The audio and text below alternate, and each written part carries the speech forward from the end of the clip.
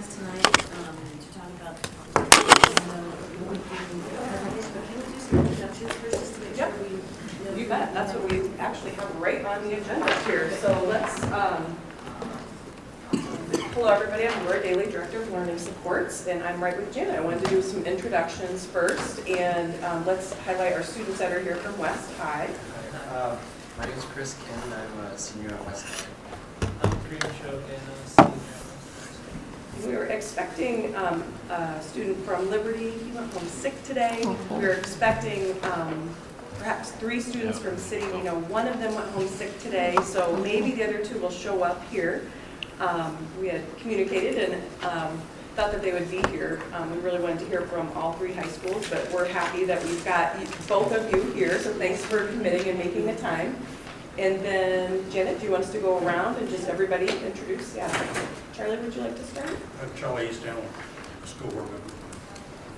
I'm Sheila Pinter. I'm a senior analyst with Office of Personnel Management, and I cover down on population health. And Sheila will be presenting some key facts, figures, kind of the lay of the land toward the end of the presentation. I'm Jessica Jimerson, the Health Services Specialist in the district. And I'm Lindsay Schleckebeer. I am Curriculum Coordinator for Health, Counseling, and Career Tech Ed. Paul Russler, school board member. Sorry, not the reason you're here. So. Rufina Malone, school board member. Steve Morelli, superintendent. Lisa Williams, school board member. Kim Colvin, board recording secretary. Matt Degner, one of our assistant superintendents, and I'll probably keep checking out in the hall in case we've lost the kiddos somewhere else. Sean Eystone, board member. Kate Callahan, Director of Student Services. Jason Jackson, board member. And Janet Evans, school board member. Thanks for coming again tonight. I really appreciate it. Yeah, thank you. So we certainly didn't ask any of the students to create a formal presentation. That would have just not been fair. But we know that they have a lot to share from their experiences, whether they were publishing the articles that were in each of their high school newspapers recently. But what we really wanted to hear from Chris and Kareem is just what are your highlights? What are your concerns? What would you share for this very eager board to hear? What's the crisis? What are Before you start, I guess maybe the reason to take a little bit background. So, West Side Story and the Little Hawk papers that obviously I read. You guys wrote some good stories, and I have a daughter at City High. We've heard principals say that vaping's a problem. I went to the West High PTO meeting one time when there was going to be a presentation on vaping, which ended up not happening. But Sheila and I had a great talk there. So I mean, obviously it's out there as we see it. So we just want to know. It's nice to have the students here so we can hear student perspective, because we're not in the schools and my daughter's not going to tell me everything that happens, but we would love to hear from you guys' perspective and what's happening inside the school.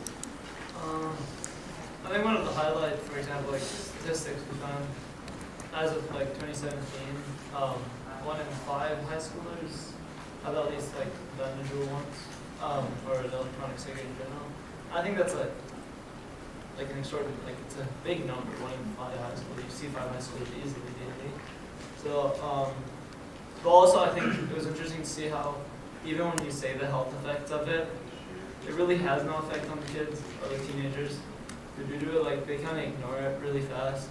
And we saw that with like cigarettes, for example, where like even the effects were like things that made teenagers stop was more like social norms, and when that changed, then people stopped doing it.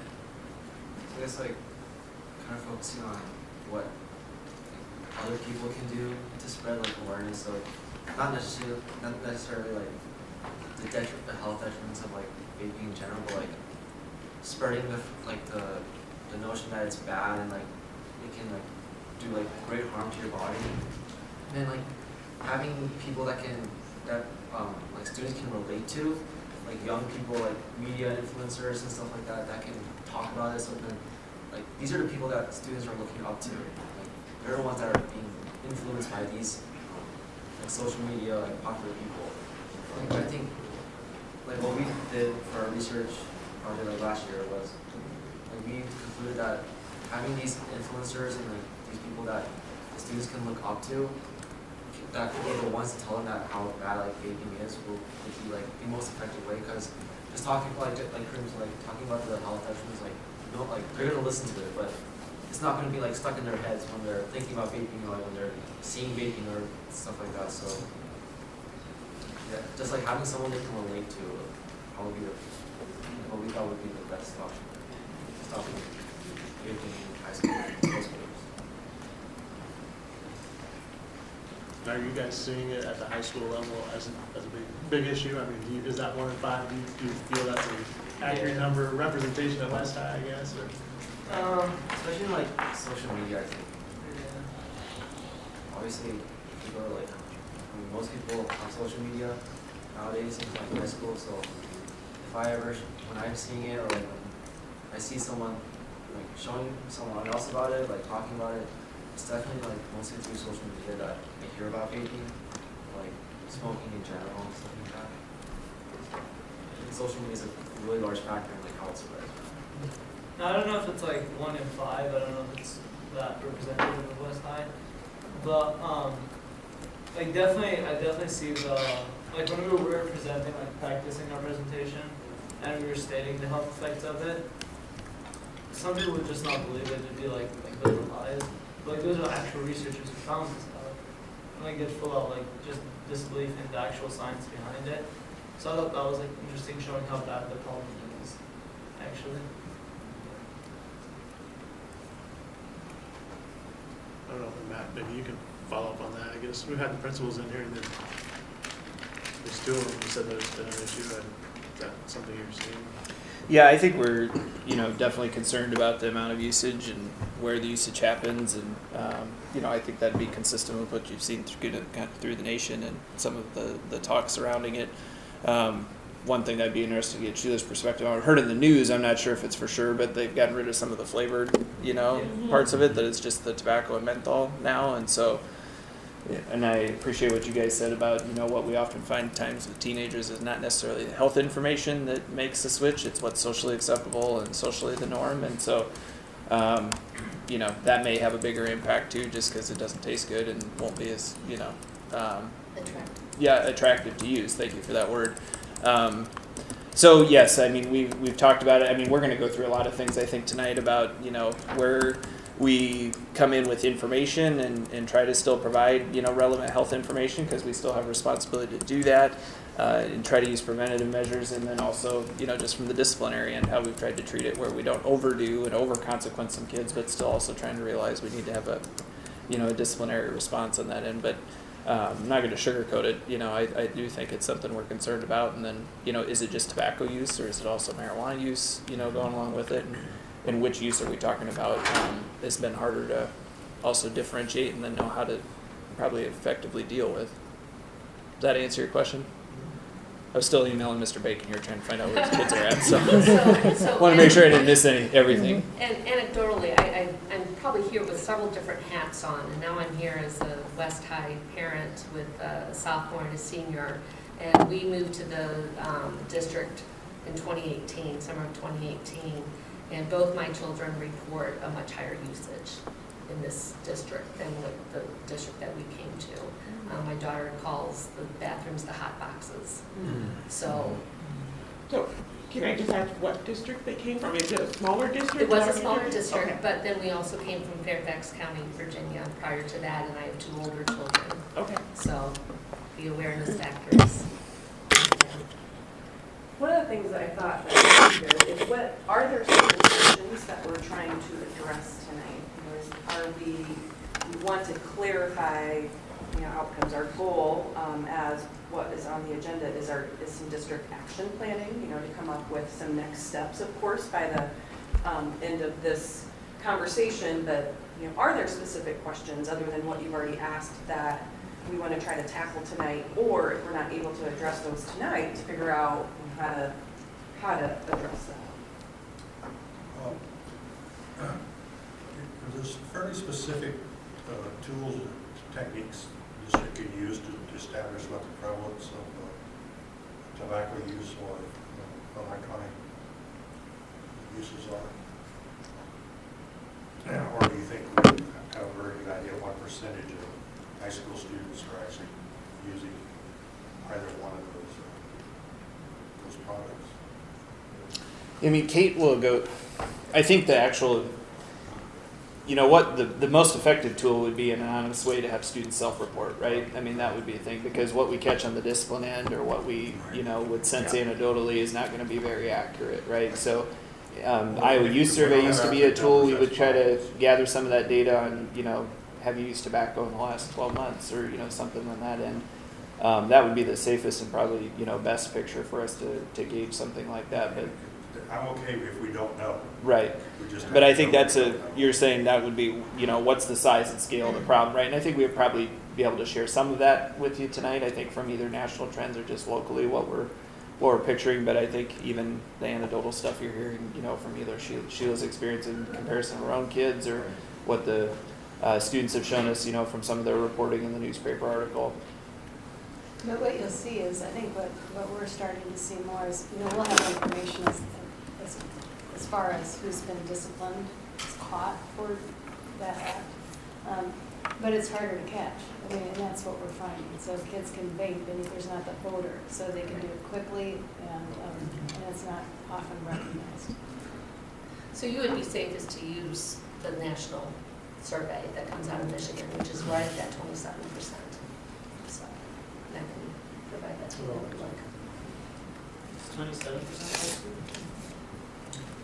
That just came out. Yeah, that was Go ahead, Craig. I was just saying something interesting that you were talking about marijuana, how it could stretch to there. About banning the flavors. Of course, I think that's a great step forward. But also, third-party electronic cigarettes is a very big risk with high schoolers, especially that they're very good at getting their hands on stuff. So, and those third parties are the ones that cause the known deaths linked to electronic cigarettes because they contain THC and marijuana linked products within the liquid liquids. So I think that's probably one of the most dangerous things right now with the banning of the flavors. Right now they're going to an outside source to get a hold of what they do want, right? It's basically becoming like traditional drugs. Yeah. So I just got this today from CDC with the Valley cases that Corinne was talking about. So essentially, we saw that peak in September, and then it started, digressing. And first we thought it was just nicotine, and then of course we're relying on self-report. We started doing the research and finding out that it was more marijuana related. But then we had the vitamin E acetate, and so now they did today just nail it down to vitamin E acetate. But to Kareem's point of the third party, that's, you're mixing stuff, and they were finding all sorts of amazing chemicals in those pods. So it's detrimental, that third party. That goes back to the education of, it's not a good. So I'm going to be super ignorant here.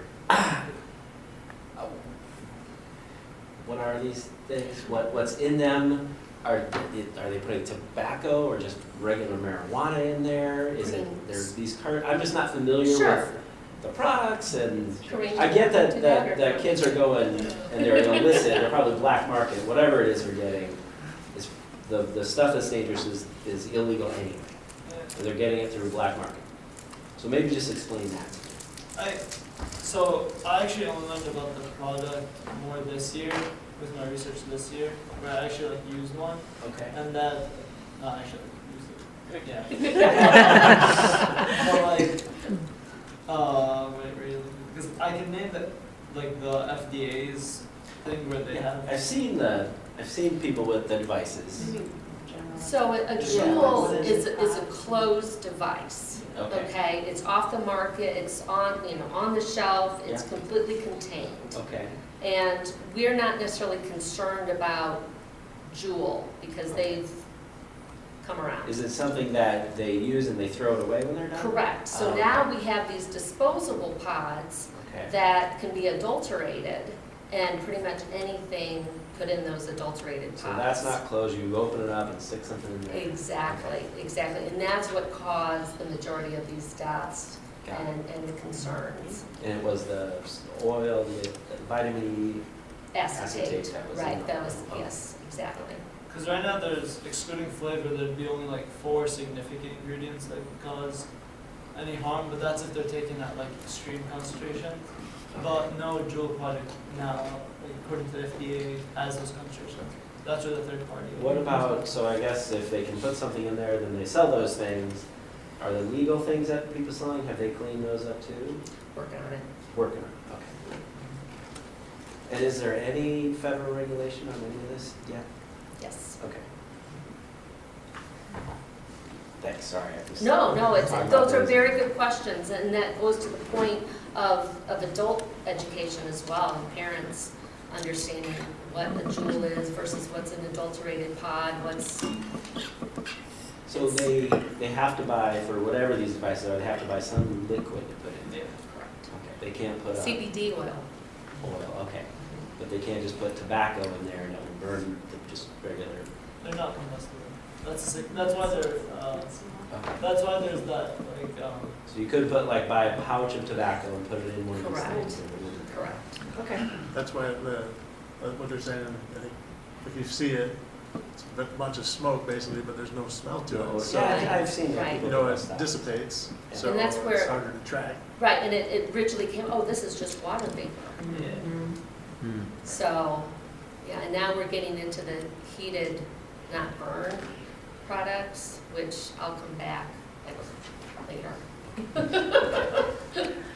So let's get to some of the things that we currently have in place.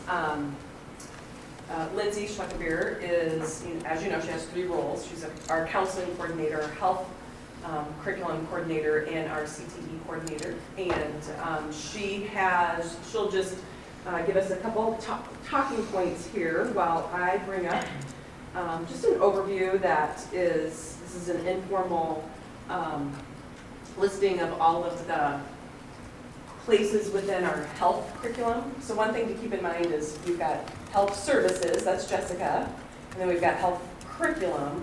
They're 2 different departments, they're not the same things. Diane Schumacher actually oversees the health curriculum and instruction, and Lindsay works with her on this. And so she can highlight just a couple of the areas where substance use is, or abuse is covered, starting in elementary and then throughout secondary.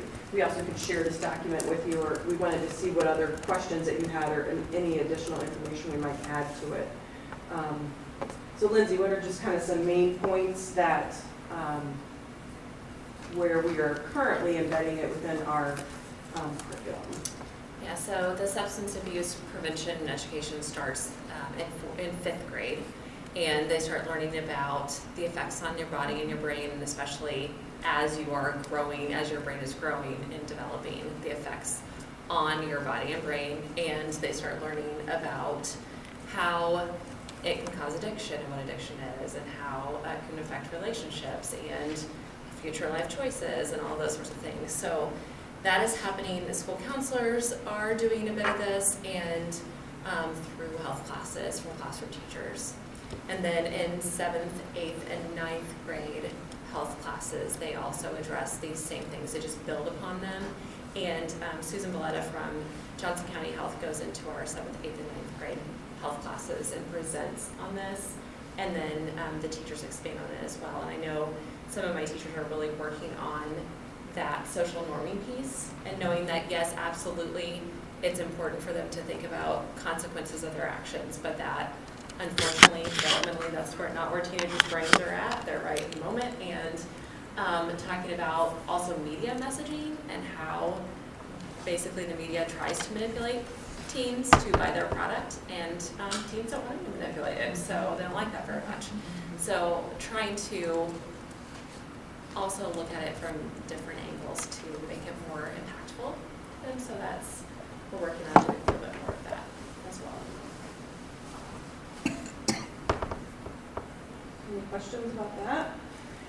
So one of the things that we have thought about embedding within our, as we look at our SEL curriculum and our PIS boosters and some non-violent prevention lessons, is this matrix that we wanted to share with you that our Learning Supports Department is working on to think about during the advisory period during high schools. particularly as City and West are moving closer and closer toward full implementation of PBIS, kind of created this mock-up of during their advisory periods, we could create some structure that's similar to this, where we include maybe some of these topics like vaping prevention, or in addition to helping schools know how to teach their universal PBIS lessons, the MVP Stop Violence Grant lessons, doing some college and career readiness. We kind of throw this up here. We kind of show this with you because we think that all of these topics are really interconnected and related. And when someone asked the question before, Charlie, I think it was you, how do we kind of understand the scope of the problem? Some of the social emotional screeners, the universal screeners that are available to us ask about substance use questions. So that could be a way to try to capture, are there students that, we may need to reach out to based upon if and probably when we would implement those screeners. And so these are some things that are in the works and that we're developing that we wanted to share with you. We know prevention is key and connecting with students, but then also having student voices in that is really important. So then health services, prevention and response services, as you know, some of the key roles that students would typically interact with related to substance use or substance abuse are our school nurses, our counselors, and our SFAs, in addition to teachers or other people in the building, but we certainly know that those three play critical roles. At this time, I think really it's probably more on a response and kind of a reactive measure, certainly for our nurses because of their inability to really provide that prevention right now, just because we don't have enough FTE for them to really do kind of all out efforts or connect with kids in that way. Our counselors and our SFAs do a lot with working with kids and families. We currently have a partner agency, Prelude Behavioral Services, that we encourage our schools to communicate with families about, and these are some of the services that they provide.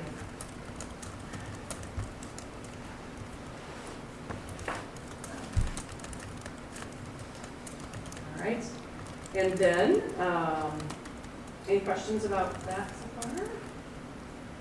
And then next is our discipline protocols and procedures, just currently what we have in place. Kate is going to take the lead on that, and then get to hear from Sheila, which I think we're all kind of waiting for. I know Chris and Creamy mentioned that you need to leave a little bit after 8 or so stay as long as you can. We'd love to have you here, but you're welcome to head out as soon as you need to. Okay, so we can talk a little bit about suspensions regarding controlled substances in particular, so we'll address tonight. And in general, our suspensions were lower than they have been in the past 5 years, which is good news. We've really made an effort to decrease our suspensions in the district.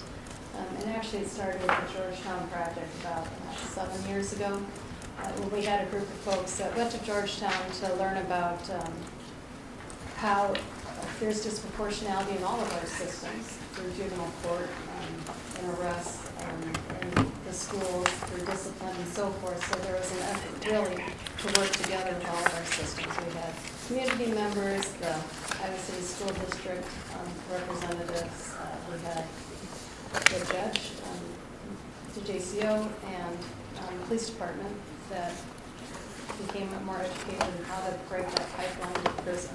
And really the focus was what is happening in our schools that might start to out onto that trajectory, and how do we intercept it. So that at that time, what we learned we needed to do was define what the different offenses were that were suspendable in our district, have a common definition of how we look at those behaviors and common reactions to that, so that if something were to happen at West High as opposed to City High, you'd have a similar response, and that everybody would be treated fairly in that regard, and also to define when police intervention is needed. So that's kind of our focus. So that's why you'll have these two charts here, and that's part of that Georgetown project. This is also suspension, so I'm kind of throwing all this at you, but with that Georgetown project, we went through defining the different violations. So here you'll see kind of the controlled substances. What are the suspendable types of offenses? And those are outlined here. We kind of place things in levels. A level 1 is your highest offense, and so a category like that, we would look at a long-term suspension that could be 10 days or even a long-term suspension or expulsion from school, which you would be involved in that process. And that really is for delivery and sale of controlled substances, which is a very highly unusual occurrence. That doesn't happen very often here. Level 2 is having possession of drugs or drug paraphernalia in the schools or alcohol. And that a level 2 offense does require police involvement, and so our schools are aware of that. And that just, that is in Iowa code, that requires the schools to have a reporting mechanism for alcohol and for drugs found in the schools. And then level 3 is our lowest level of offense that is suspendable. And I would say it's a suspendable offense, but yet there are a range of options. So, and I think what we're seeing in our schools are different ways to handle these types of offenses when they occur. So you can't suspend a student that is suspected to be under the influence of alcohol or drugs if they come to the school event and they are under the influence. If they're in possession of prescription drugs, they've smoked tobacco products, or the repeated use of cigarettes, vaping pens, products of a similar nature on the school premises. What I think I would say has been our biggest change in how we're handling things are really looking at what can we do for kids that are caught with these vaping occurrences. And actually, we've met about that too. We've seen some of the schools, and I do meet with the schools every trimester, at the end of the trimester, to review their suspension data and talk about the interventions that they're imposing. So a lot of times if they have like these level 3 violations and they don't impose a suspension, or they have a very reduced suspension, they'll say, in lieu of a suspension, we chose to do whatever. Some of the things that we're seeing schools do that are a little more creative are having students write a report or gather information about vaping, and then they produce a report in lieu of suspension as a learning experience. There's a lot of outreach to parents, families, connecting students to resources to help them to stop the use. But I think what I'm hearing from principals is more of a concern of the addiction and catching the same kids over and over and over. Kate, how do you, and this might be maybe just not knowing, but so someone's caught vaping or whatever. How do you know if it's just a regular vape or THC infused vape? I think that's the biggest concern right now. They don't that's always two different know. levels, right? Where that Sometimes it's self-reporting. When they come, if the students are really honest about what has happened, the self-report when they're caught with an item. Because that would fall under two different levels of discipline. Right, it would. So. Yeah, and so what It's very hard for us to it's differentiate very hard. oftentimes unless we get something, the vape without a smell becomes very difficult. But honestly, I think that's our struggle, and sometimes we probably err on the side of consequencing under, that we're not going to call the police and suspend them for marijuana use unless we're 100% sure, unless, like Kate said, they've self-admitted that that's what they're using. So we err on that side of probably under consequencing that end, but I think you're right, Paul. I mean, that's part of the challenge with these products is not knowing, unless we can. The other thing that we would go with is, an assessment by the nurse, or if, we can see that they're, reacting to that different tobacco than obviously marijuana reaction. I think, we would try to evaluate the student that way to see if we can tell that they're under the influence of something different, and then we would go with our best judgment there. But it does get challenging to differentiate between those two. Doesn't the CDC, shouldn't they technically have a list of like an actual mainstream approved list of electronic cigarettes? But if they're depending on the age, they're still illegal. It's still illegal, yeah. So that's the trick. So I was wondering if they have like, because if it's third party, you usually know through the way it works, because the main thing's probably like the alien policy, right?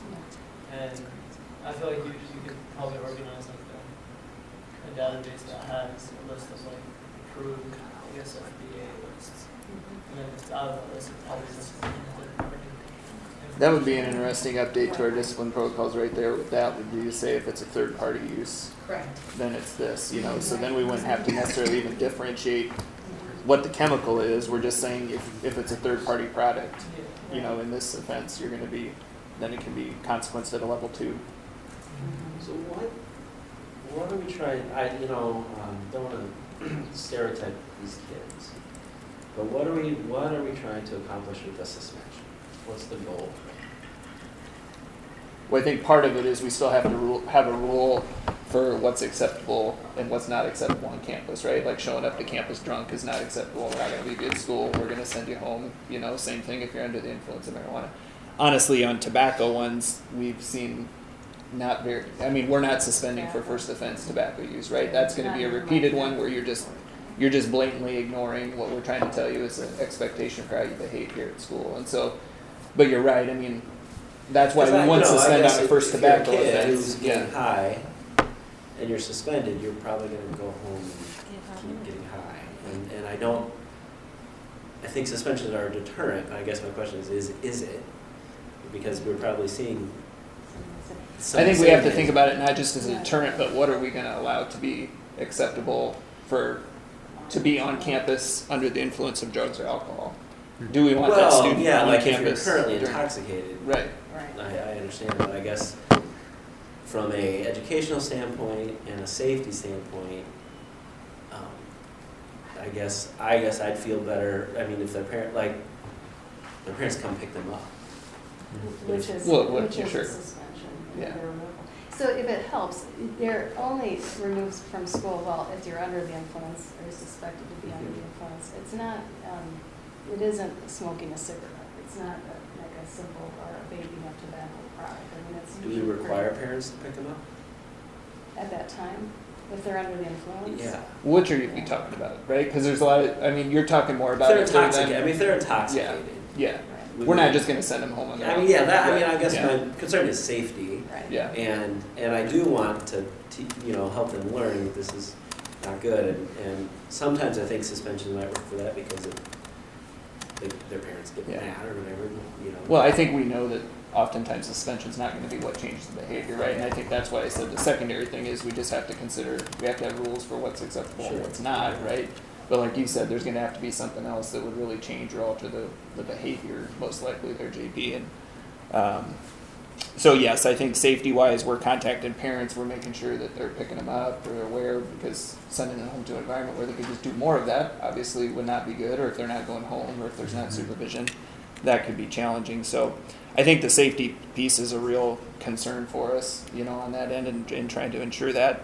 And then how are we going to get the student back, in a better status, right? And attending and, feeling good about the experience they're having in our schools.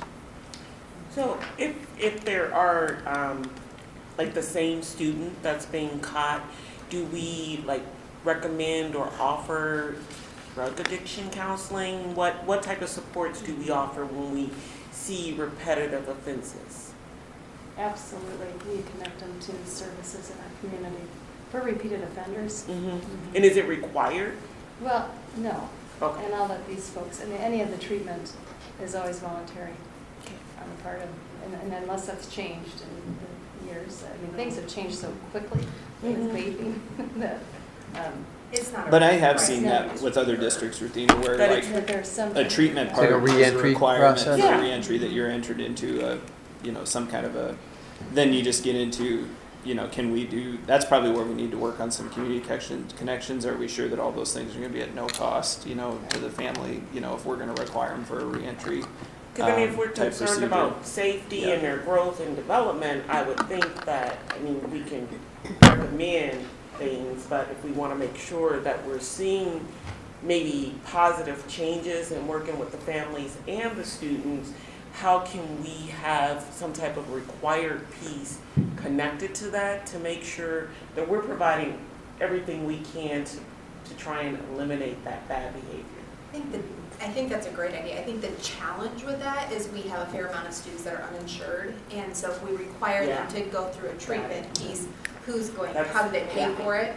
But I think that would be but I think it's a great idea. Yeah, I mean, but that goes back to Matt's idea of working with community partners to see how we're not further burdening the student and family by saying this is required, figured out how to pay for it, but we're saying we really, are concerned about your success, and we want to make sure that you have these services and it's covered. So, I mean, that's just maybe a further conversation for us as a district on how can that be possible. I think it's an ask we should make, really. I mean, I think, for as many partners as we have out there, I think if we recognize that this is a problem with our youth, I mean, it seems like that ought to be something reasonable our community could provide to people that don't have insurance to say, we can get them this treatment or we can get them engaged in some type of programming, while they're coming back to school. I thought that Title 19 insured all kids under 18 if their parents weren't able. Yeah, if they're immigrant status, it's an application process. So kids that are coming in new from another country, it takes a while to be able to get them onto Medicaid and Title 19. But that would probably be a small percentage of the total kids using drugs in our school that we're talking about. So maybe in those cases we could do a carve out. And then does Title 19 provide coverage for substance abuse treatment? Do we know? I thought it did. Go ahead. Sorry. Go ahead. You're an expert in the field. But yes, it would cover that. I think that sometimes there are certain clinics that doesn't accept Title 19. But I think in this area, though, I think most of them that I'm aware of do accept it. The one thing, and then I'll let Sheila jump in here with what she can add on the subject, but the other thing I think we have to think about is a lot of times when we condition things on reentry, what happens when they don't do it? Right. Then are we really going to hold them out of school for when they don't do it? Because we'll have plenty of situations where we can say, you can't come back to school without a parent meeting, or you can't come to school without X, and if this is one thing we add to it, it's still something we can say, and it'd probably still catch 70 to 80% of them, but we're not going to hold kids out if they don't do this, right? We're going to let them back into school, and so there'd be a few that we don't catch, but it's no reason, again, just like the rule about not doing this at school, we could still put something in place to say, well, if you've done this, you have to go do it, and most people respond accordingly and do it, but there would be some that won't. Right. I think our most effective response to these situations is by partnering with parents and looking at what we can do in our communities to support kids. And when you have that partnership, and I think I would say that, and I feel comfortable saying that in all of our buildings, that is the response more than a consequence or a suspension. It is working with families and what they can do to help students and to connect them to resources. Yeah, because oftentimes you have what are called comorbidities, and so you address this problem, you're also helping the whole family unit as well. So, and then that's a great approach. To the Title 19 and Medicaid, it's funny that came up because I wanted to take a look at that today during one of my breaks, and essentially Iowa has decent coverage through Medicaid. They have the Quit Line Iowa. I've got that phone number here. What's nice about the Quit Line is that it provides the counseling and the pharmacy, okay? Although some of the pharmaceuticals aren't necessarily approved for under 18, still there's some workarounds and off-label, and we'll figure out what may work for that student. So that coupling of counseling with pharmacy or medication is critical to allowing that person to be successful at cessation and stop the addiction process, which is really what we're talking here. And if we're talking about suspending an individual who's on the road to addiction, we run into that problem of what are they going to do when they're sitting at home. And so we're actually recognizing and really looking at schools to do either in-school suspensions And Kate and I have talked before about, okay, what would that look like? What would that mean? And that's where that goes to, they're in school, but they're doing some sort of report, they're doing some sort of, I have the Stanford medical model on, you know, refusal skills, some of the DBT type of skills that they'd be learning. But I think that's the turning point that you need to take a look at, it's not about an out-of-school suspension, it's an in-school suspension. And Kate, these numbers are segregated like in our annual report, Yeah. right? That's the same information. Absolutely. And Actually, but can you everything- remind me, is it done by grade level or is that too drilled down that could potentially identify kiddos? Right, it's a district-wide, and it is disaggregated, but not by, secondary level or Okay. elementary. Although I'd say most of our violations are Right. in the secondary. No, I meant like, is it Controlled from substances. maybe K through 12? Do we see that broken down by that? I'm sorry, 9 through 12. It's not in the Right, annual okay. report currently. Do we just count all drugs, or do we keep track of which? Like, do we This have any is- data on how much of this is marijuana versus Xanax versus tobacco? So this is broken down by drugs and alcohol and tobacco. But all drugs are just Yes. drugs, but we Well, don't have data on Meth. meth versus Marijuana. marijuana versus. I mean, it would be probably in the written portion of the notes they put in Power School. Okay, so Right. we So have you- some. you- But yeah, we're talking about marijuana and pills. I mean, that's the, That's the. Primary. that's what we're seeing, you know, is gonna be the, you know, Do we it's either know- marijuana or You know, prescription because, medication. you know, marijuana is one thing, and the pills are Yeah. kill, just opioid crisis, so, Right. but have we seen that here? We've seen, as part of controlled substances. Although I'd say now vaping is more of the issue than it More is than the pills. prescription pills. I'm seeing more of the other now, and not knowing how to classify, which is an educational component, as maybe working with the police department on. It just changes so rapidly. Even Kids with pills. Well, they ingest them or. Have an unanticipated reaction, or There- somebody What reports that happened? they saw Right. somebody exchanging Right. pills, you know, or Okay. you see a pill bottle in a kid's bag and ask to see the label and it's not theirs or it's their parents and why do you have it, you know? And keep in mind that all those fall under substance use disorder, which is mental health. Yeah. So you have mental health parity laws for insurance coverage and medical evaluation, et cetera. So once so it's about working with those individuals, what type of insurance do you have? And then how can we steer you to the right place? Is it the quit line, Iowa quit line, or is it to their practitioner? So. I just wanted to make yours not soon, but I just wanted to say, one thing, this is a school board for the entire school district, right? Yes. Middle school and high school, And, and elementary.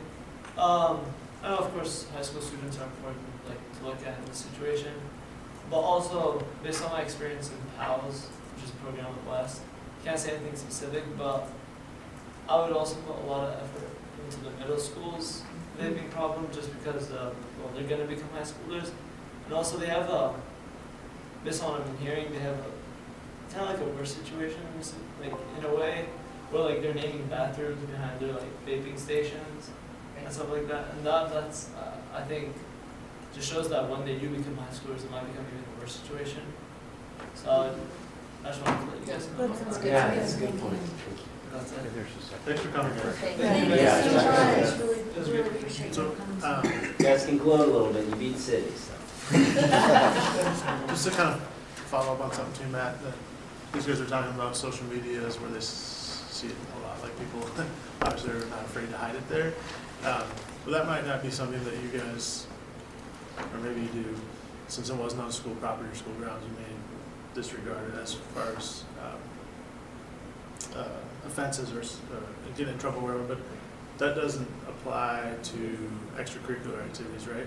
Does that, you know what I'm saying? Is there the, hey, we Well, the saw good, you you're vaping probably talking about the this- good conduct rule, Yeah. right? And so we haven't, good conduct rule, we've really, in the district here, interpreted as if there's a a charge that would come from it, with the police, and or if a charge actually does come from the offense with the police, and tobacco, unfortunately, if we called the cops, they wouldn't do anything about it, and so that's not one we're counting as a good conduct thing from a consequence end. So that wouldn't register. Now, if we had a multiple repeat offender, something like that, I mean, that would be, again, probably a reason for us to consider that. But good conduct is really messy. I mean, there's so many people that think we should use it for so many other things, for what if a kid gets in a fight, should that be a good conduct violation? I mean, we could have a whole work session around that. Yeah. And so we're pretty careful about when we decide to apply that, and have tried to keep it to, there's actually a police charge that would be attached or could be attached or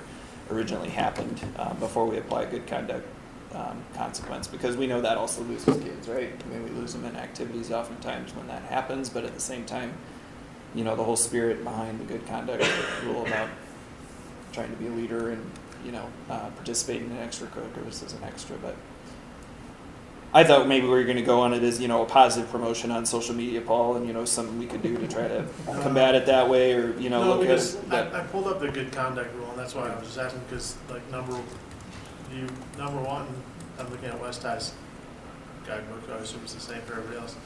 It says any student who's found who violated the school's good conduct rule, blah, blah, blah. And then number one is possession, use, or purchase of tobacco products regardless of the student's age. So I mean, so what you're saying, that doesn't apply anymore, I guess? I'm not sure we've actually had a tobacco one around vaping, that we've actually had to deal with. I'm just telling you, I think the bound would be if we were going to go for saying this was a good conduct violation for the kids, we'd probably want the police there to verify exactly what it was, and that we would involve them in that sense. And so I think vaping and tobacco we've tried to use a little bit differently. I actually can't remember that we've had an athlete in trouble for the vaping situation where I've got a call from a principal where they've needed to apply a good conduct thing. So just to clarify, yeah, all extracurriculars, not just athletes, because this counts for speech and choir. Oh, yeah. Also. yeah. So any of them, I can tell you that. Yeah.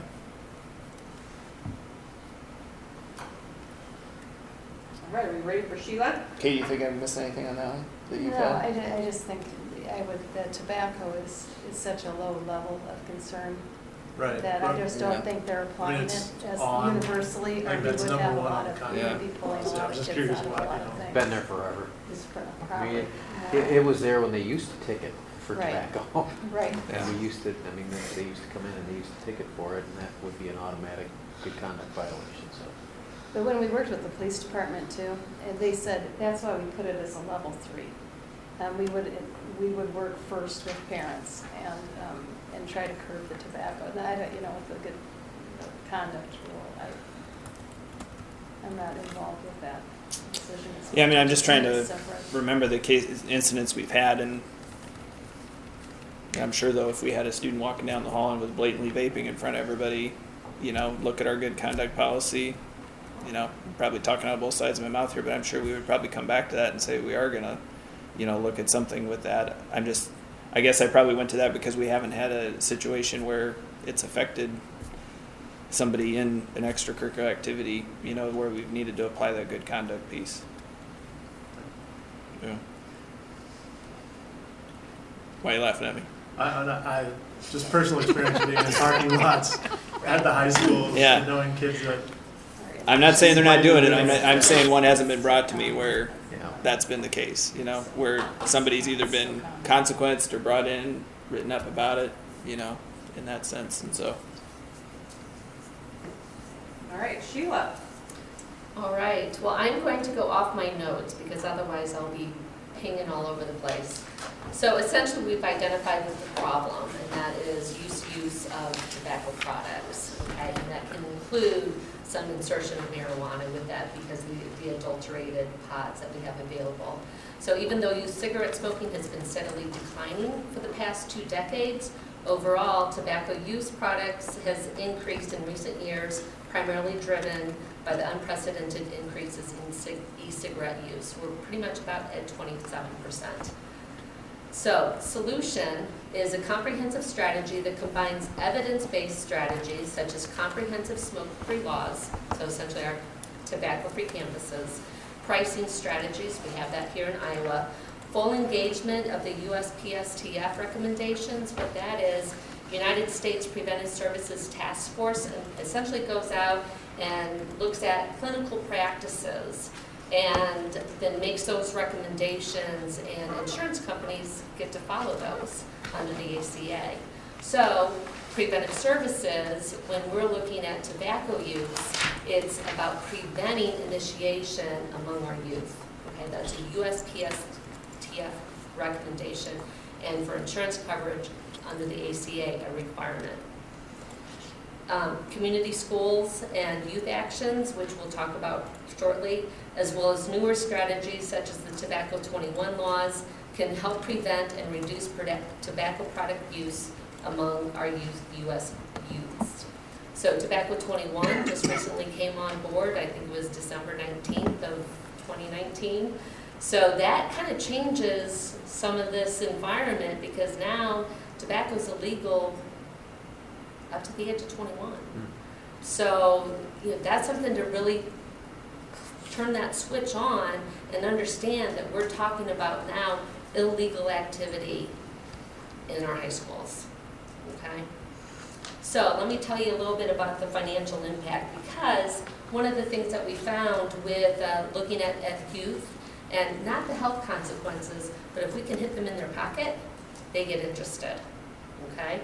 So Iowa ranks 24th in the United States for the financial cost of smoking. This was just released 15 January of 2020.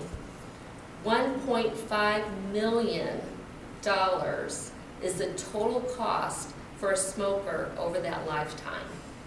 Annual cost, this is in the state of Iowa. Annual cost is $29,870. Pretty amazing, okay? The formula for that financial cost of smoking is the out-of-pocket cost, the financial opportunity cost, related health care cost, income lost due to smoking-related issues, increase in homeowners insurance premiums, and secondhand exposure-related costs.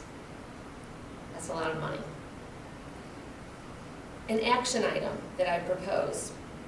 We have the personal finance or personal management class that's becoming part of the curriculum. This formula should be in there. Okay.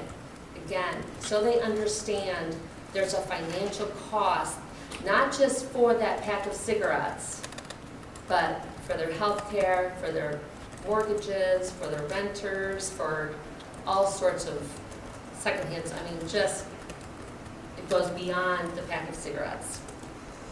Employment considerations for our youth. As of February 1st, 2020, U-Haul will no longer hire nicotine users. This isn't necessarily an out of the norm practice now for a lot of our companies.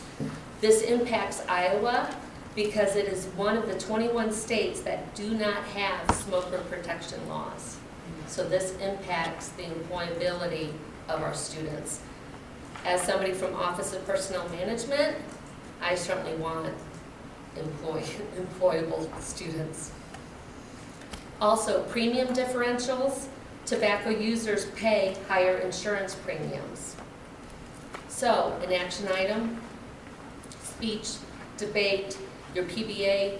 These are the extracurriculars activities, Paul, that we just got done talking about.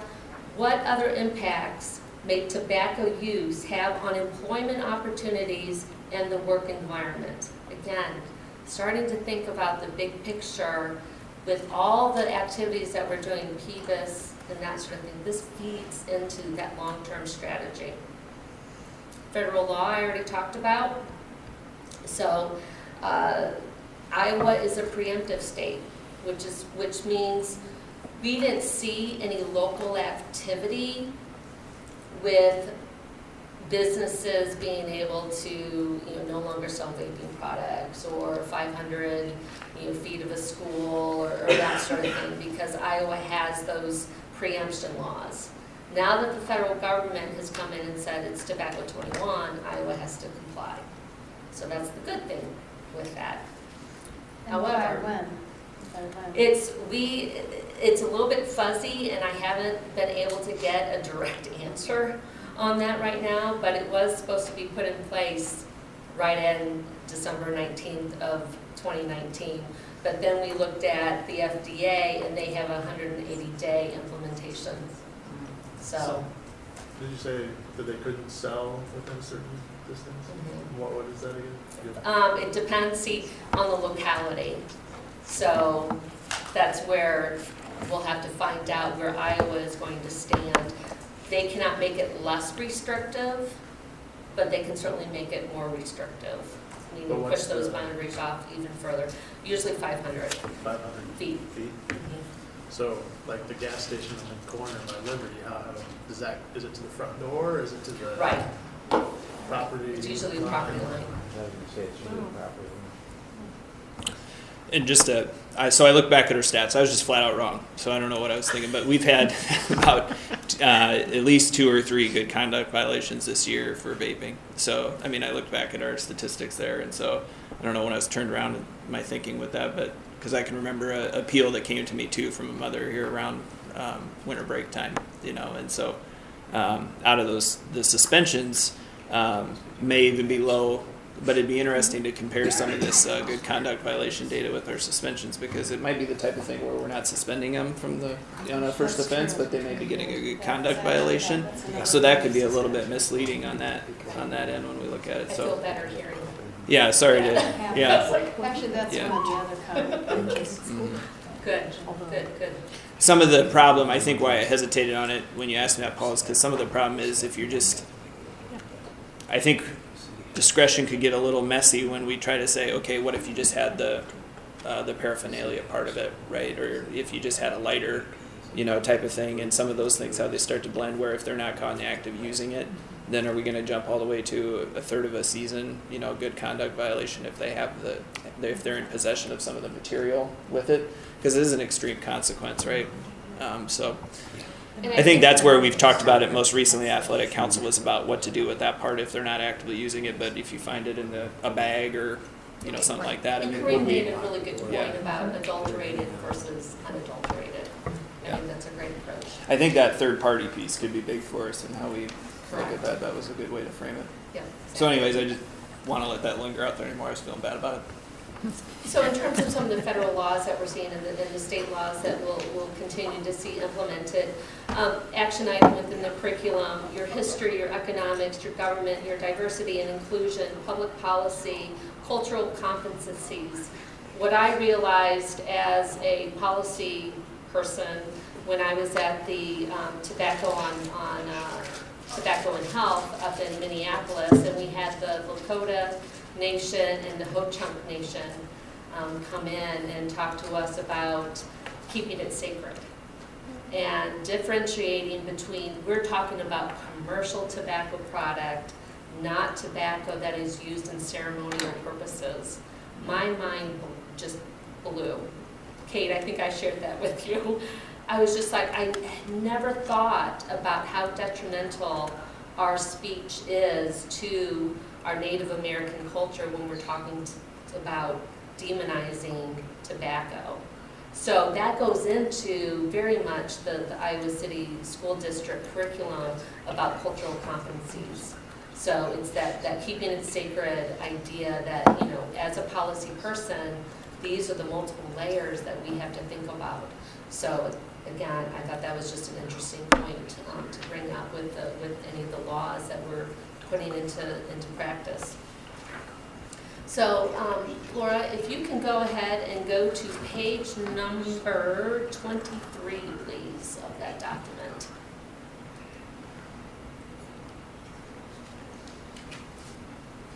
And I'll send this to, is it Kim? Mm-hmm. I have this document in electronic form that has. This is a school-based initiative and resource package. It's a best practices user guide for youth engagement in tobacco prevention and control. Essentially, this is what the CDC and Washington University in St. Louis published. It is an update. It came out as an update in January of 2019. Essentially gives you the ideas on how to engage youth in tobacco cessation programs, and this is largely about vaping practices. What Kareem and Chris talked about was the importance of hearing it from their peers. And I always use a 16-year-old by the name of Luca Kennard, who comes out of the state of North Carolina. Boy Scout when he was in 8th grade, champion swimmer, champion baseball player, got into smokeless tobacco on a Boy Scout camp. Went to vaping as a freshman in high school and then became addicted. And his mom essentially kidnapped him and got him to California from North Carolina for a 40-day rehab program. Now he is going around and talking to people about vaping and just how quickly that addiction can occur. He was to the point where the vape pen was on his nightstand at night and he was not even realizing that he was vaping during the night. But he goes out and, he's like, yeah, these 40-year-olds that come up and tell us, don't do this, don't do that, what do they know? But he's made a difference. So it's getting that youth leadership in there. And if you look at the very middle of that, education by peer leaders, this document goes in depth into the role of the school-based tobacco prevention programs. At one time, we kind of shrugged our shoulders at school-based intervention programs, and I think they're very efficient or effective. We're finding that differently now, as long as we embrace the scientific, evidence-based practices and courses to do this. I appreciate that you're starting at 5th grade. That's exactly where we want to start. So kudos. But it's interactive role-playing, discussion about social influences. Any idea of how much in the state of Iowa tobacco pushed into marketing just in 2018? 102 million. So counter-marketing is critical for our youth. Life skills practices. I have a document here. I guide you to the Stanford School of Medicine. They have a tobacco prevention toolkit that provides theory-based and evidence-informed resources for educators, parents, and researchers. And I point you to the Positive Youth Development page, which is essentially aligns with your PBIS. And it talks about developing refusal skills and that sort of thing. So that would be in your packet. Education by peer leaders, just talked about Luca Kennard, and Chris and Kareem reinforced that as well. Opportunities for youth involvement in activities outside of the classroom. In this national document, you have a program that's right here in the state of Iowa called Iowa Students for Tobacco Education. Tobacco Education and Prevention, ISTEP. And they're actually featured in this document. We do not have a chapter here in this district. I highly encourage you to see if one of the high schools, maybe these two right here, would be interested in starting a chapter. There's one in Tiffin, there's one in Tipton, there's one in Riverside, I think. That's the closest one we have. But to go with that peer development, that peer resource, it's ISTEP. That's on page number 22. What they did just a couple of years ago was they approached Dollar General about tobacco marketing and just said, hey, 102 million in tobacco marketing. The students wrote to Dollar General and said, hey, can you get this stuff out of your marketing stores? And they got it done. So again, pretty impactful. And then access to cessation services designed for youth, such as strategies that help both frequent and occasional tobacco users to quit.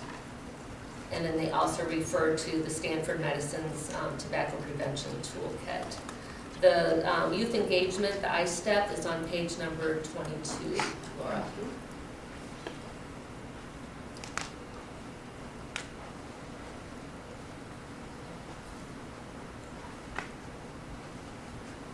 Sorry, who put out the document? This is from the CDC Okay. and Washington. Yep. So we've already talked about the, what did I say? Review discipline practices for SUD. So that's the in-school suspension versus out-of-school suspension, to the point of we're trying to stop addiction. Okay. I already talked about the cultural competencies using Whole Chunk Nation and the Lakota tribes, that this all goes into, even the Hispanic population. There's just certain cultural competencies that we need to be aware of. Luca Kennard is a youth proponent of that. Any questions for me? This is, it's a lot. Yeah, I have a question. Is Yes. there a connection or research that suggests that, kind of two parts, that tobacco is a gateway drug for other controlled substances, and so by focusing on an anti-tobacco campaign, we're going to be preventing other controlled substance Mixed. use? It's mixed. And would some of the same anti-tobacco education easily extrapolate to other controlled substances? Absolutely. Yes, I can say that definitively. Again, think about it in terms of a comorbidity. So if you're, so many of these, what Laura had up in terms of the DBT type of, you're teaching them life skills. And you're teaching them life skills if it's a refusal or if it's an understanding of the financial consequences, not just the health consequences. And substance use disorders and substance use goes into play with all of that. And Jess, do you have anything to add to that?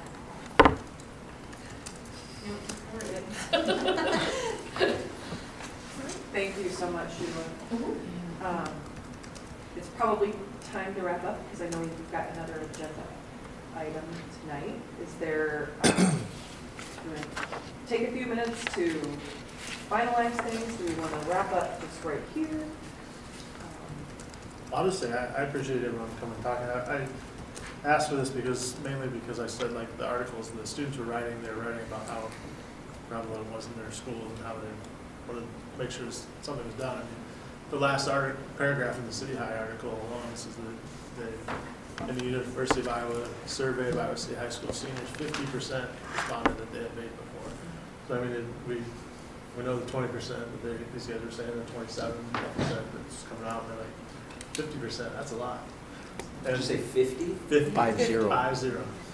And so, and I kind of was giving Matt a hard time about discipline, but my whole point wasn't really just discipline. It was more along the lines of what JP was saying.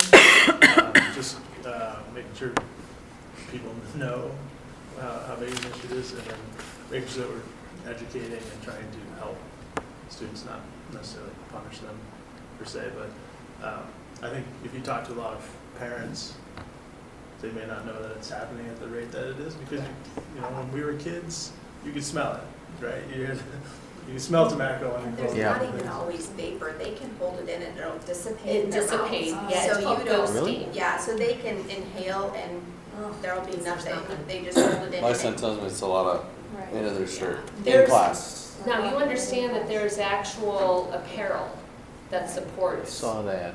juuling. It was like I was looking up, they had one that's like a sweatshirt and it's got Correct. Like holds drawstrings it on and it. then Or it's just in the lift it up. sleeve, The or drawstring it's in the is- drawstring. The drawstring is Yes. actually the inhaler piece. Yeah, I saw Correct. that. I know some schools have been wondering if those sensors in the bathrooms would be something that's effective. Is that or not? Is that going to excite the board if we move ahead with something like that? I mean, we haven't had a ton of conversation about it, but we've researched and looked at the different. I mean, we know there's ones we can do. I know we had this discussion, so I mean, she Yeah. has some insight on I this. mean, we can, I would appreciate getting the rest of the details, so, I mean, information that you just shared in digest. But along the same lines, I think maybe about 6 months ago, I shared with Matt that article that one of the schools in Iowa was piloting the vaping devices in the Sure. bathrooms. So, Sure. I mean, I think giving us an opportunity to maybe wrap up here, dive into the information a little bit more, because for me personally, not speaking for anybody else, that's just lot, information for It's a tonight. ton And of so I would information. like more Sure. time to dive deeper into that and maybe have another conversation. So one thing I want you to think about with that, and maybe you guys have already heard this specific concern, but I think it goes to a little bit of what you were talking about in the regular meeting about some of the LGBTQ stuff and what's being implemented and how staff are reacting.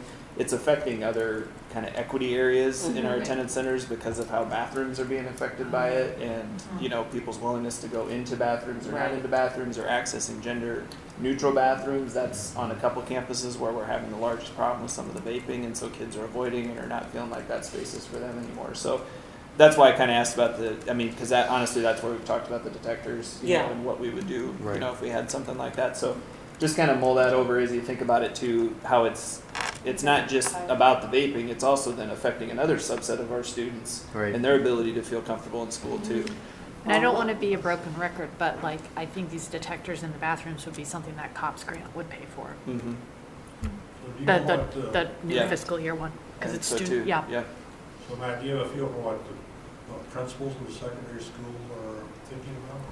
They'd love to have the detectors. Oh, yeah, we'd take them tomorrow if we Yeah. had them in. And I don't know if all the board members know about the detector program and again, I can't remember what district was piloting it and was talking about how great it was, because it also senses changes in sort of movement. So if they've gotten alerts when a physical altercation has happened in the bathroom, because Yeah, that there's more tells to them- it than just Yeah, that, it's yeah. more just than detecting smoke. So this has been enormously helpful. You're gonna send this document Yes. to Kim. We'll get that from Kim and we can dig in and read through that. It does feel like we do need to have a follow-up at some point though, maybe with this detector information or, there were a lot of actions that you noted as you were going through and just kind of trying to figure out One those thing that, pieces. detectors, if they work, and obviously we look at the cost, but that seems fairly simple, but the counter-marketing is something we probably could tap into, like, buy some posters and, just try to at least start to get the message out there. Because that's something I do know quite a bit about, marketing and seeing the Jewel ads with their pastel colors, and it's like definitely not targeting 4-year-olds. Correct. Right, so that could be something that would be a simple step to start right away to get some counter marketing out. I think just knowing even this single piece tonight about the third party piece can be a huge element of how we position our discipline piece along with the education component of it, because if we can clearly differentiate third party, you're using something significantly worse Right. here and consequence that a lot differently than we are. This is simple tobacco use, we're going to handle those two situations very differently from a support and consequence vein. Sure. Yeah. I do think we need to bring this topic to a close and move on to our last topic of the night, but do want to thank you so much for Absolutely. coming and sharing all the information and sharing your insights. It's been immensely helpful for the big conversation tonight. Yeah, thank you.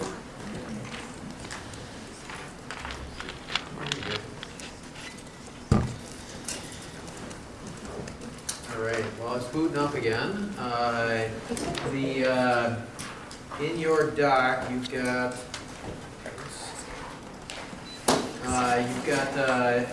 there's 2 sections in there, and in those 2 sections, you've got one document on the first one, and it's the baseline document. So if you want to pull that up while I'm getting it on the big screen. The baseline document takes our numbers as pulled from February 18th. So we actually went into Power School. Those are accurate enrollment numbers as of February 18th, students in seats in the system. Then we use our 5-tier formula and we walk that through, and that generates the number of sections. That generates for you the, I'm going to pull the whole website up here, so I have to wait a second. That generates for you the total number of staff. So what I point you to is up on the right-hand corner, and take a look at the numbers that are up there.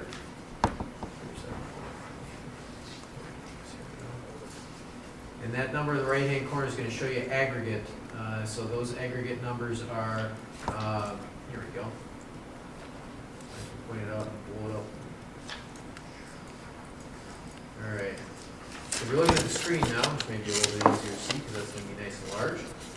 So what you see in the green is those are our numbers from the fall of 2018. So that's our certified enrollment dates. If you look down at the bottom, 7355 is the kids on cert enrollment. You can see the number of sections of 370. And then if you look over to on the right-hand side there, the white ones, again, that's our February count. So 7870, and you can see then the number of staff there at 353. So remember our budget reduction piece? This is our significant change in staffing. So we went up in students and down in staff. And that happened, let me just shrink it down, you don't need to look at the numbers here, but just remember that we took the schools in 1 and moved them to 2, 2 to 3, 3 to 4, and we created a 5th tier. If you look down to the bottom, right, so you see down at the bottom, 1, 2, 3, 4, 5, 6, 7, 8, 9. We've got 9 schools right now that are in tier 5. 9 of 21 are in tier 5. And so that's, I think, where you're hearing concerns from people is the significant changes in our tier 5 schools. Okay, so that's where we're at today. That just gives you a baseline. I'm going to pop out of that, but ask if you have any questions first. Okay, so then what's the topic of conversation today? It's twofold. It's to address the issues of kindergarten. It's to talk about class sizes in general, but then I think more importantly for you, it's to talk preemptively about budget priorities. So as our budget recovers, we've got a specific amount of money that we'll be able to spend, and we have to think about where we want to spend it. And what I wanted to do today was just to provide you some perspective on the at what cost question. So the one at the top here is your universal RAM 1. So universal RAM 1 takes these numbers here. So RAM 1 was less than 21, so that means 20 students or less, K2. All right, we took that number, and if you will follow through now, you'll see that K at 21, at less than 21, so that means 20 or less at K. If you follow all the way down to the bottom to our least needy school, that'd be Wickham down here, still at 21. So we did a universal implementation. So using that number for every single kindergarten in the district. All right, you apply that number to every single kindergarten in the district. Look over here. This number now, let me blow that up for you so you can see it. So that number now, remember, it was at 353 and it's now at 366. So we would, in order to do universal RAM 1, K at 20 students or less implementation would cost us 13 FTE. Okay, so 13 FTE is going to cost you about $1 million. So the at what cost question to go with 20 students or less at kindergarten is 13 teachers and about $1 million when you think about salary and bennies combined. And that's just that we kind of use that benchmark of $75,000 for a staff cost. Okay, so that's one thing to consider. And by the way, these are all just scenarios that I throw out there for us to get perspective on it. Another one that I looked at, because this question came up, was what happens if we take our schools that are at 5 and move them to 4? If you blow this up and look at the left side, you'll see now those are RAM 4 schools. Just to all, Yep. okay. All the 5s moved to 4s, all the 4s have moved them to 3, all the 3s have moved them to 2, 2s have moved them to 1. Okay, what would that do? Again, you look to the right-hand side there. Blow that up so we can all see it. And you see now it says 379. Okay, remember it was at 353 before, so now it's 26. So if we can do some real simple math, remember 13 teachers was $1 million, so now we've got 26 teachers. So to move everyone back, so if we get in the Wayback Machine and go back 2 years ago to where we simply were at that point in time, that's about $2 million. That starts to make sense when you think about our budget reduction process, and remember that our goal at that point in time was to trim $3.5 million out of our budget, and a big chunk of it was increasing our class sizes by driving those RAM levels up. So if we wanted to do that, that would cost us about $2 million. There's some efficiencies because you've already got some 2s that are going to 1, so what would it look like if you actually put those 2 together? And if you put those 2 together, you see now it's up to 391. Okay, so we went from 353 to 391. If you do both the kindergarten Do and kindergarten universal across the board at 20 students or less, and move everyone back to their original RAM level. So now we go from 53 to 91. So if you're doing your math there, we're looking at about 38 teachers, so now we're looking at about $3 million. So again, those are really just to provide us with some perspective. Actually had a chance, we had a small group meeting today, and we were in, and Sean and Lisa and I started brainstorming some other options. And one of the things that Sean pointed out was, boy, when you look over here on the staffing side, so if you look up here, you can see we're at 21 and 25 for our RAM 1, and you come down to RAM 2, and we're looking at 23 and 27. And you drop down to RAM 3, and we're looking at 25 and 29. So one of the questions that Sean asked was, you know, there's a big gap, if you will, between each of those RAM levels. Could we actually look at compressing them in the sense that they still stay as they are, but instead of the gap being 2 students, what happens if we moved it to 1? So what if instead of the difference going 23 to 25, it went 23 to 24? Right? So now you're looking at, almost from a salary schedule standpoint, you're creating half steps in there, right? So you're starting to create some incremental steps in that process. And that's great thinking, because I think what we really want to do is we want to think about what are the implications for us, both in terms of meeting the needs of having smaller class sizes and also trying to balance it with probably what will be a lot of competing interests as we start looking at using those dollars that are returning to our system to meet kids' needs across the district. Because, I mean, we just had a great presentation on a school health issue. If we really want school health to function effectively, we need more nurses. In a couple of weeks, Matt's going to talk to you about the implications of secondary staffing and what happened last year to this year with the application of those budget cuts at the secondary level. And so for us, it really becomes an at what cost question and a priority question. And so again, I created these 3 scenarios more than anything else just to give us that far right perspective on the chart at the top, so that we really understand what is the implication, what does it do to us in terms of the number of sections that we have and the average per pupil at the grade level, and what's the implication in the end for the individual child in the classroom. So I walked through that pretty quick, but kind of in the interest of time, I really just wanted to let you know that we've got the ability to generate multiple scenarios for you, and really what we need to do now is we need to have a pretty robust conversation about where your priorities lie at the elementary level in particular. So we'll have to look at elementary, we'll have to look at secondary, we'll have to look at nurses, we'll have to look at counselors, right? So we'll have to look at all those and how they relate to each other, but then we'll also have to think about, okay, inside the elementary model, what does it look like? You know, one of the conversations that we had today was most of our pressure right now is actually at RAM 5, because that's new to us this year, right? I mean, people had an understanding of RAM 2, RAM 3, RAM 4, because we've had that. You might have a little bit bigger class size than before, but it was still in the concept of the known. The RAM 5 was an unknown until we got into it this year, and people are seeing class sizes that are larger than they've seen before. Right? So it might have been that your class was larger than it was last year, but it looked like a different school did last year because you went from 3 to 4, or you went from 2 to 3, but you knew other schools that looked like it. This year, for the first time, we're actually looking at schools that you didn't know, because we didn't have schools that had class sizes that were that large last year. So again, the at what cost question, we start looking at and saying, given the X number of FTE for us to spend at the elementary level, where do our priorities lie? So I don't have an answer for that. Like, I just throw that out as kind of our food for thought, and over the course of the next 3 or 4 weeks or so, we kind of need to get a handle on that, because Amy and I will start doing staff on it. My other question, maybe Paul, this is best, as being married to a kindergarten teacher, would it be preferable to have 21 kids or 24 kids with a parent? Well, she would say 14.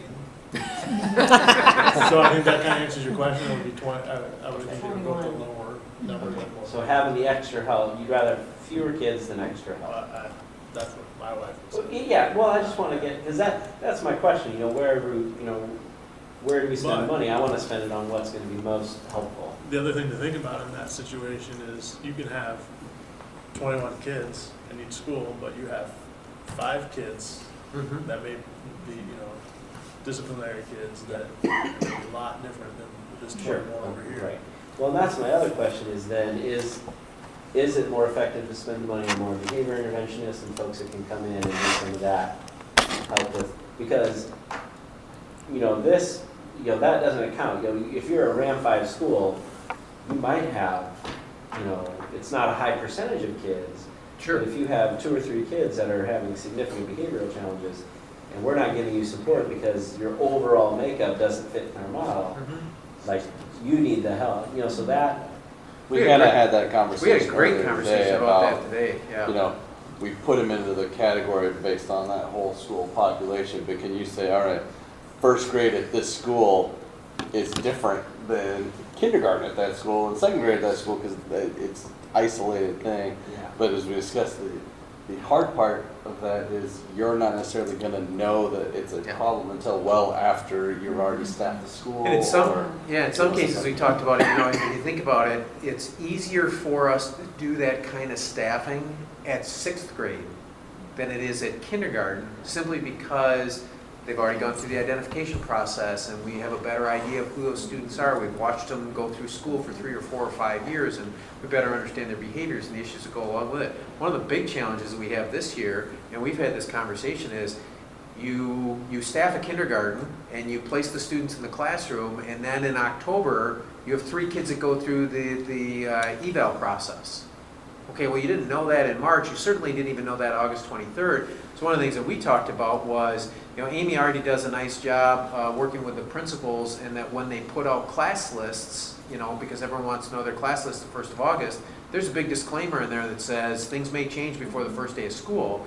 One of the conversation pieces that we had is we may have to come up with some way of developing a new norm that says that your composition of classes may change until October 1st. Right.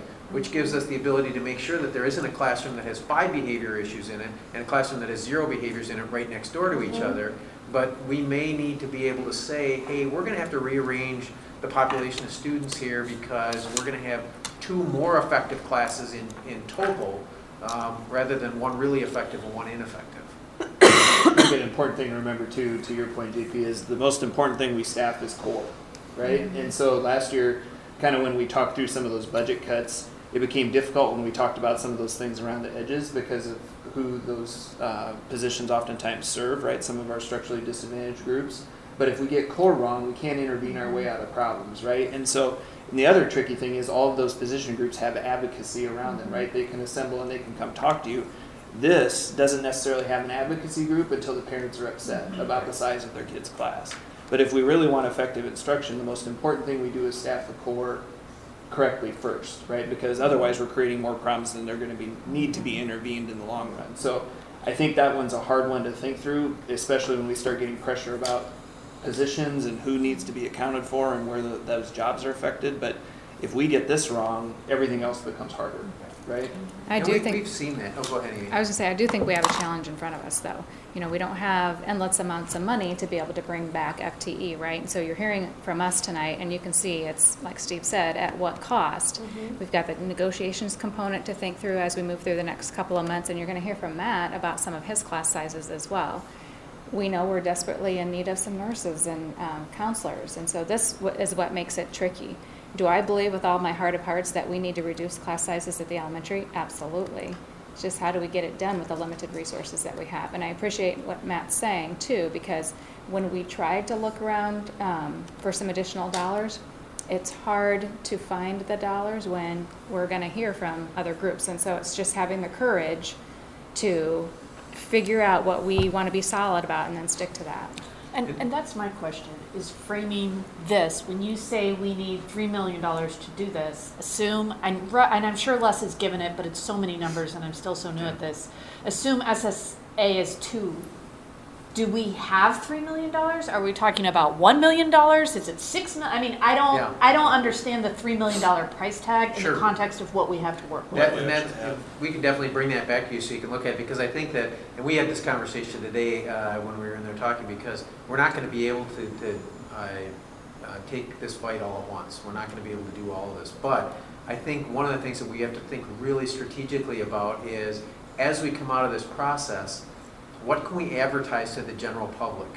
So when we talk about priorities, if we say our goal is to move to the combined model, where we are no more than 20 students in a K classroom, and we've backed into 1, 2, 3, and 4 and eliminated RAM 5.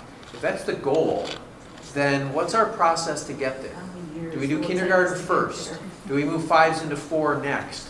Do we move 2 into 1 next, and then 3 into 2, and then 4 into 3? I mean, you know, if we can lay that out, I think that we will have a greater ability to tell a story to the public that says, we understand the scope of the problem, and we also understand the capacity that we have to solve the problem, and this is a very planful process for us to fix that problem. And it gives us a great line to go to Des Moines and say, and if you give us money, this is what we will do with it. And for parents... You can bring that to the bargaining table too. Yeah, and we can bring it to the bargaining table, absolutely. But this gives people who say, you know, hey, you're just showing up with your hat in your hand and asking for cash. No, this money buys us these things, and it will take us this long to do it if you only give us it a drip at a time. And this is what we would do if you gave us more of it. So I think it's a really strong advocacy piece. But like I said, if you're a first grade parent, to know what's going to happen next year and the next year and the next year is really important for you. Because you need to see that the light at the end of the tunnel isn't a train, right? You need to see that, and again, it gives us that opportunity to really establish priorities, tell people what they are, and give them a path to get there. Right, because like Lisa's saying, I mean, I think the easy thing you guys could take back to your constituents then, right, is we have this much money. If this much goes to raises, this means that we have this much left to do something with, right? Yeah. And that only buys X amount of teachers, or that only funds, you know, these certain things. Yeah. And that tells a story that people can understand, because school finance to most folks gets so complicated, right? Yeah. Like Steve's saying, you need something to be able to talk to them about that is consumable in that sense. And also, if we can say, well, we can buy one teacher, but we could buy 2 SFAs, and do you know what I mean? And Yeah. like, and how much this does a is how. behavior interventionist cost versus a school nurse versus Yeah. an elementary teacher versus a... And yeah. say what the real concern is with class size is we're having a lot of kids with more specific needs, and so we can't fix every single class size at your school, but we're going to give you an SFA, and that's going to help with the behavior problem It's or very something. much the opposite approach to what we did last spring, right? Where it was, here's like the 50 people or places that we need to make cuts, and we can put 10 over here and 15 over here, and however we're going to do it. I mean, we're going to go through that budgeting process and figure out the actual dollars and be like, all right, we get to put in 25 people. Right. Where are we going to throw those 25 people? Exactly. And I think these different models, you know, none of them are perfect, right? But having that, this is the net that you're going to have with this model, and if it's like 60 and we're only going to get across the board with all of the different positions 20, Yeah. well, that's not a model that's going to work, right? Right. But maybe stepwise you can get to it or whatever. So I think that's important. I want to speak to Matt's point of the different kind of larger groups that kind of come in with their own advocacy. I will say that I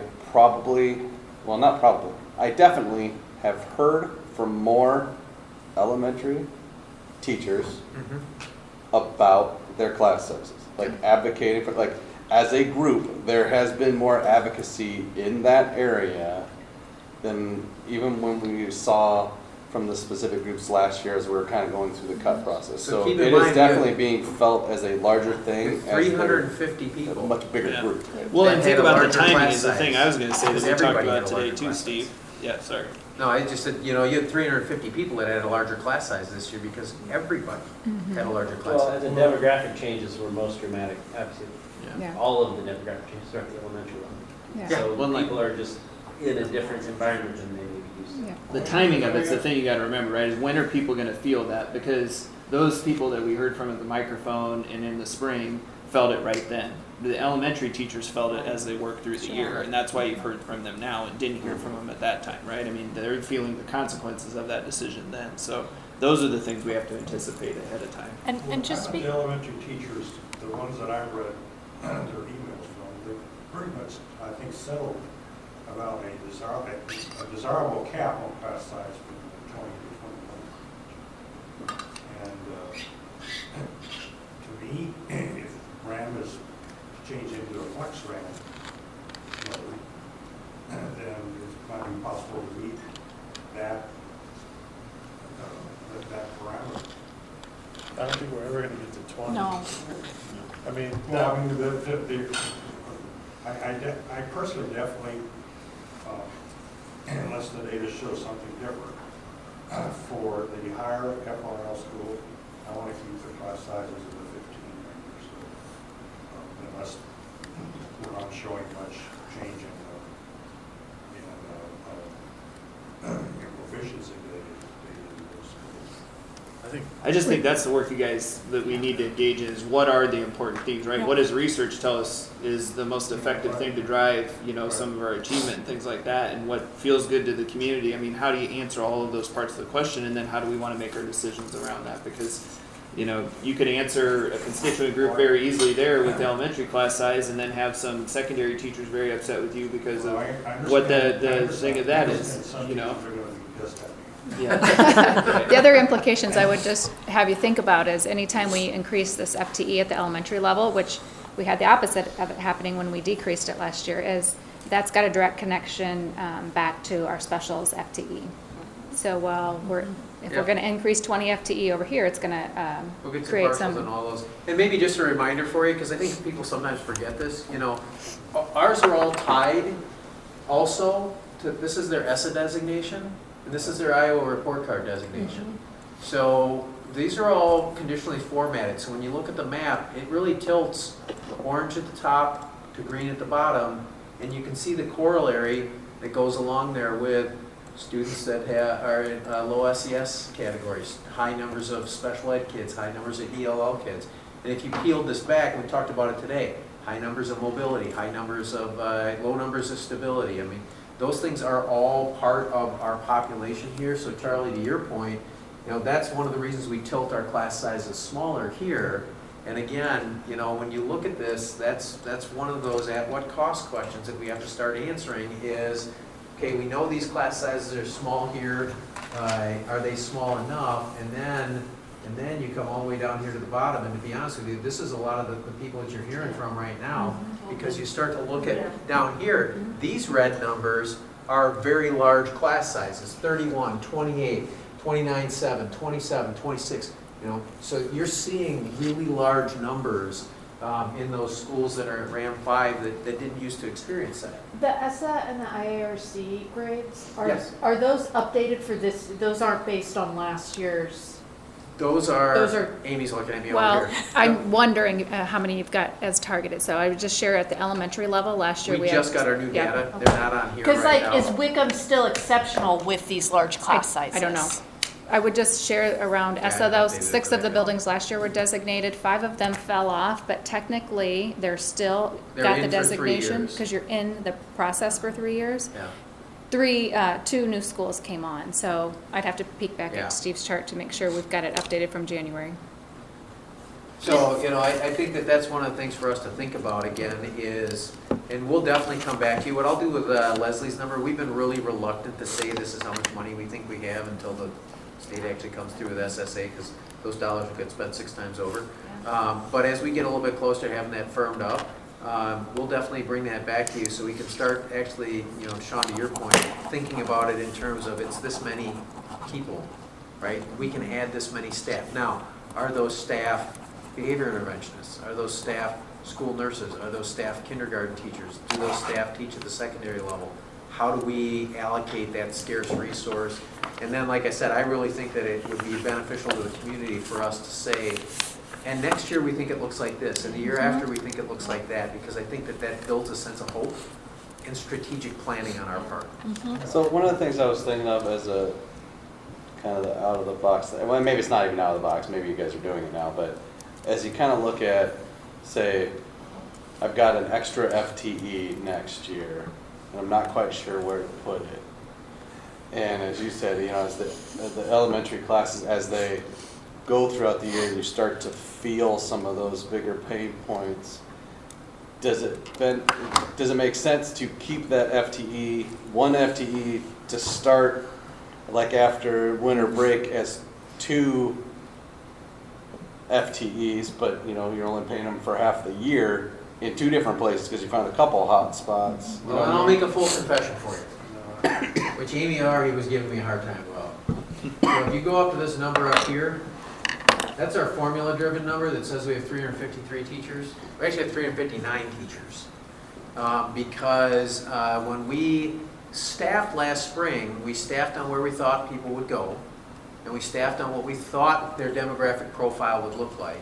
And not everybody went where they thought we would go. And so we wound up with some schools that had greater needs than we projected in March. And so in some of those schools, we had to go back in and add some FTEs because their classes were exactly what you just described. In a couple of cases, we actually didn't have enough room at the inn, and we couldn't add any more teachers because there just wasn't space for them. And so we provided some other supports for them. But we actually went back in, and essentially that cost us the equivalent of what you think of over the course of a year as 3 FTE because they only came in for half the year. But we had no choice at that point in time because the need was so great. And so we did allocate some extra FTE to go in there, and we did our at-what cost inside and did some cost shifting in order to cover that. The other thing I would just point out is with being at roughly 370 or 371 FTE last year, we were pretty tight. Now granted, we've got grant open and we've got that relief there, but as you go and look at what would be ideal, gosh, if we could push everybody down that lower class size around 20. Plus not a bunch of trailers. It goes into the FMP 2.0 discussion, and then we don't have PK still in every building. And what about this therapeutic piece that We started talking is about in this this today, legislation? Dwayne's hair stood up on end. He said, hold on, time out, I'll have a few modulars for you that we won't need at West anymore, but I can't accommodate too much growth out there because there just isn't enough space, so we gotta keep that in mind too. Yeah, that was gonna be a question I had. If we went to the universal kindergarten, I mean, that space is different than just a regular classroom. It is, so- and a lot of those spaces right now are occupied by pre-K, because when we shrunk our kindergartners, we were able to move some pre-Ks in there. Now, we had some conversation about that. Dwayne was talking about it today. Some of our modular units actually might be appropriate to accommodate a pre-K space, just because of the way that they're configured. It might actually give us the ability to get in there and do that. So we didn't get too far down that path. I didn't want everybody charging out of the gate before we had a chance to have this conversation here and think about where our priorities lie, but we're already thinking about that, Paul, in terms of what are the implications from a facility standpoint. As you get into a lot of then you get into middle school conversation. What do you Oh, want yeah. that to look like, right? Where do you want your 6th graders to be? We had, Yeah. And I sent this to Sean, but just looking at what Davenport had to do, they're going from middle school back to junior high. Yeah. Because it was cheaper for them to put their 6th graders back in their elementary school. So Well, we had somebody in the room today who said we should go to a 5-6 school because if we move 2 grade levels out, we'd have enough room for pre-K, we could accommodate our kindergartners, and we could evaporate a lot of the modulars that we still have parked at elementary campuses. Then we'd have to build 3, 5, 6 Does it schools say to that accommodate 5, 6 graders are having class in the lawn, or? Yeah. Send them to the university. It was none of us that said that. Yes, it was not any of us that said that, but yeah, we'd have to build 3, 5, 6 schools to do it, because they need an intermediate school. That's one of the models that's out there. We'd have to go to an intermediate school model, so, yeah. So what do we know so far about the effect on the learning? So I think there's K through second. Yep, there's 2 things to look at when you look at small class sizes and their impact on students. One is achievement, and if you look at like the STAR study or some of the other longitudinal studies out there, they tell you have to get really, really small for it to make a really significant difference, and you have to change the way you teach. But I think there's another really important thing to think about, and I talk about it as the Alexander model. So when we opened Alexander School, and I can't remember how many of you were on board when we did that, but when we opened up Alexander, that first year was a powder keg out there. I'll be perfectly honest with you, we had parents having fist fights in the parking lot. It was a mess out there. While in the classrooms, the SEL issues in the classroom were pronounced. Amy and I spent a lot of time out there sitting in classrooms. There were too many molecules banging around in the room itself. We put the RAM model in place the next year, and the behavior incidents, the office referrals, if you look at Chris Gibson's data, they went off a cliff because what had been literally an almost unmanageable number of office referrals and discipline incidents at school, it vanished almost overnight. Some of it was, they went down to RAM 1. I think they could be up to maybe 24 at that time or Yeah, something. 24 or 26, I can't Mhm. remember, I'd have to go back and look, but they saw a significant decrease, 4 or 5 kids per class. And what happened was, teachers capacity-wise, a lot of SEL tools that they started using, that was the year they moved to morning meetings and some of the other pieces like that, but also just fewer kids in the classroom. And so you had less personal space violation, and you had less of the contention that comes with that, and it was a dramatically different school the next year. So yes, there are absolutely some achievement issues, but I think that one of the corollaries for us to think about is what's the impact on social and emotional learning. And that in and of itself over time will have a significant impact on academic achievement. So that is part of the story. Yeah. that That's part of our, when we look at it, that's part of our mix when we do the calculation, we think about that. So, and again, I'm not looking for answers from you today. What I really wanted to do was say, here's 3 options that we just need to think about because we need to start kind of coming down the funnel. So I'll probably, Lisa, give you a ballpark as opposed to a specific number, just because I'm a little worried about the 2.1 to 2.5 and where they're going to fall out. And then I'll also share with you kind of what we use as our per staff member kind of benchmark number, because that's kind of our average across the district. So then you can start doing your own math and looking at it, and we can start talking about how many FTEs are we really looking at. So this will be in our next work session. Yep, we'll do it at the next work session. Yeah. I shared with Sean, if you have any other options that you would like to see, just so you can think about it in terms of what kind of numbers. We talked about kind of doing the half-step model. The way I have this set up from a formula standpoint, it's very easy for me to generate alternatives.